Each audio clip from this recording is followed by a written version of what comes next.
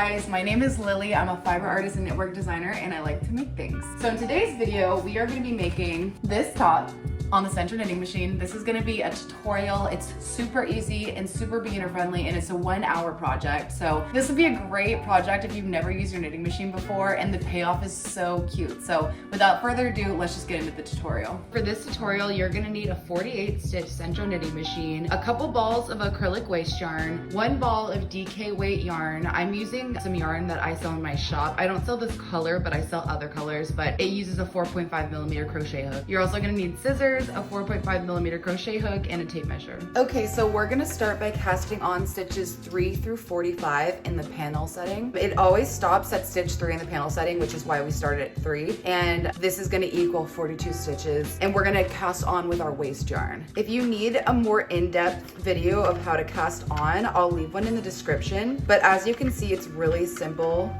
You're just going under every other hook.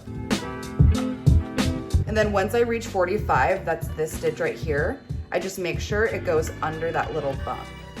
And then I'm gonna put it in the feeder, and we are casted on. So now we're gonna do about 15 rows of our waste yarn, and I'll meet you right back here. Since this is a more beginner-friendly pattern, I did want to just zoom in and show you the trick to the panel setting and not dropping stitches on the side. So basically, this is our last stitch here. And when you get to that stitch, this is the last stitch, you need to make sure that the yarn goes underneath the bump to the left of it, or the right of it, depending on the direction you're going. So we just need to make sure it gets under that bump, and then you won't be dropping any stitches on the side. I think that people have a problem with missing that bump and then they drop stitches. Like for example, if I turned around now, I would drop a stitch. It needs to go under that bump. All right, so I just finished 15 rows of waste yarn, and I took my waste yarn out of the feeder. And now we're gonna go in with our body yarn. This is the yarn I chose. It's just some green yarn that I dyed. And to switch out your yarn, all you have to do is just put it in the feeder where you wanna switch it, and literally just pull it down with those hooks.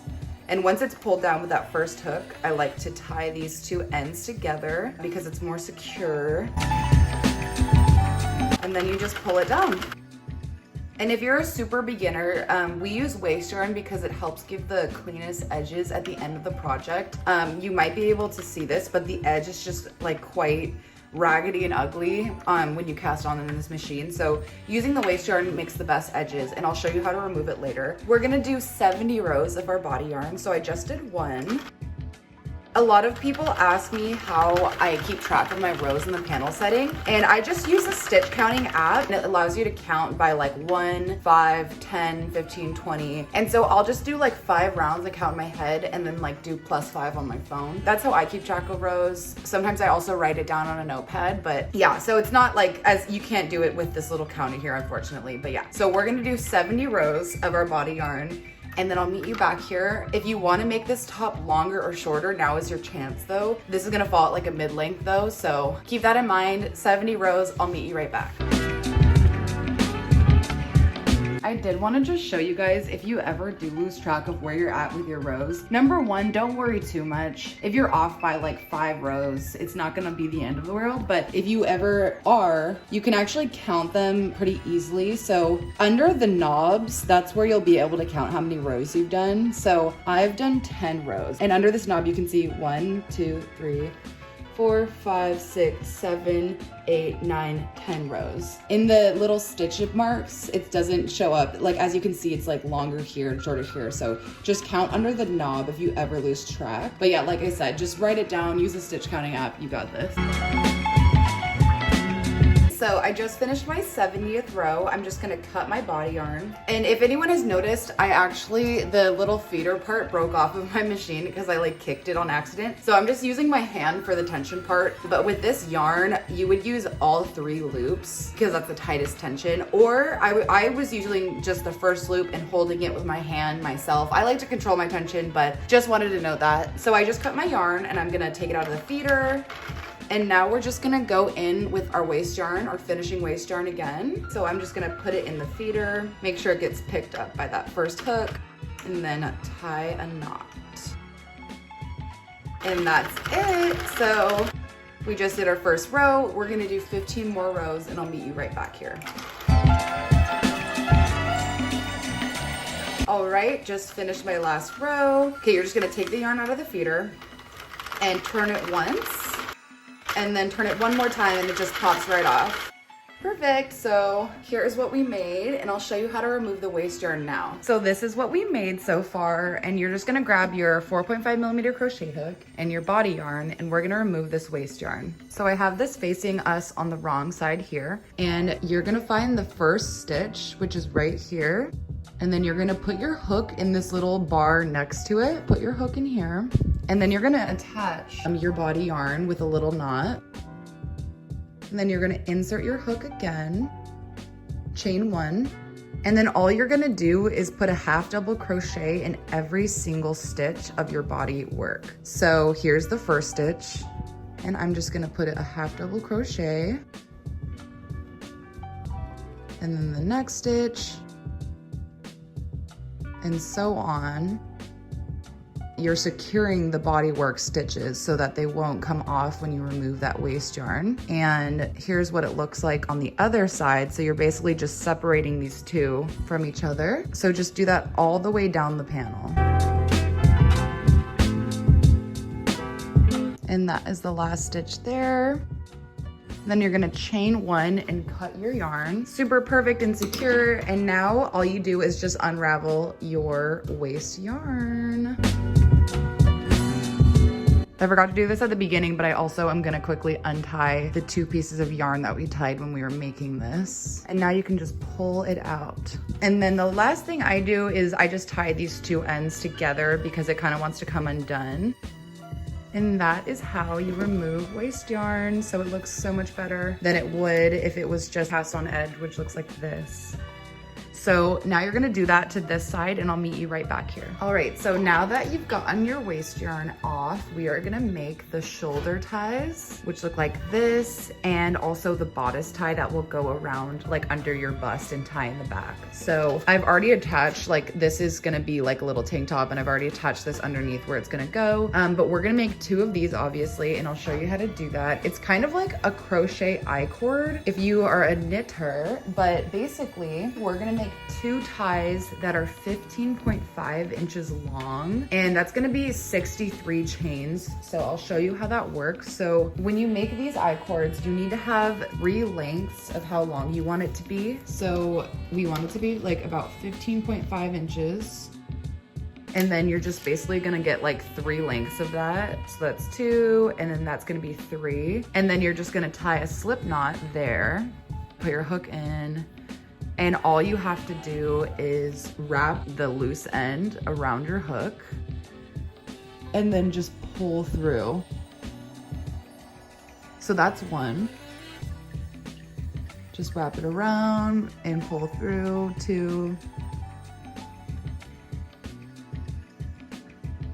So I just did 10, and this is how it looks. I love these things. So I just did 10 chains, and you're gonna do 63, and that's gonna equal about 15.5 inches. And then I'll meet you back to do the bodice chain as well. Okay, so I just did my 63rd chain, and I'm just gonna pull through just this working yarn. I'm just gonna pull that through this little loop, cut off, and then you have like a loose end on each side, and we're gonna use that to attach it to the top. So you're gonna get 2 of these, and we're gonna attach the shoulders now, and I'll show you how to do that. So I forgot to mention that you're also gonna need a little darning needle for this. So you're obviously gonna attach these to like either corner of the top, and we're gonna attach this one now. So you're just gonna put your hook in the very last half double crochet of your bind off, and literally just like pull through. Actually, I'm gonna go in from the bind off side because that will look a little neater. And then I'm gonna pull through one of those legs. And then all you're gonna do is just tie a little knot. Cool. So now that's attached in the top right corner, and we're gonna attach it to the body of the work, like around where your bust is. So you're gonna attach it 28 rows down. I just counted the little rows, so 28 rows down of the body work, and you're just gonna get a little piece of your yarn and put it on your darning needle, and then you're gonna stick it through the end of your strap. So you're gonna just push it in like so. And then I'm gonna actually detach, or I'm actually gonna take off that darning needle, and I'm just gonna tie another knot.